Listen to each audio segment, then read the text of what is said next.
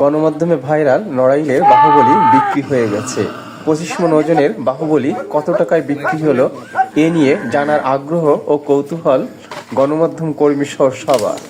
নড়াইলের কালিয়া উপজেলার খড়িয়া গ্রামের উদ্যোক্তা ব্যবসায়ী রিপন মিনার বাহুবলী ষাঁড়টি 26 মে খুলনার জোড়াগেট কোরবানির হাটে 7,90,000 টাকায় বিক্রি হয়েছে। খুশির খবরটি 26 মে রাত 11টা 7 মিনিটে জানিয়েছেন রিপন মিনা নিজেই। ঢাকার ধানমন্ডিতে হোটেল ব্যবসার পাশাপাশি গ্রামের বাড়ি নড়াইলের খড়িয়া গ্রামে শখের বশে গরুর খামার গড়ে তুলেছেন উদ্যমী যুবক রিপন মিনা। 2018 সালে 8টি ষাঁড় দিয়ে গড়ে তোলা শখের খামারে প্রতি বছরই ষাঁড়ের সংখ্যা বৃদ্ধি পেয়েছে। এবার কুরবানির জন্য 22টি ষাঁড় লালন পালন করেন রিপন মিনা।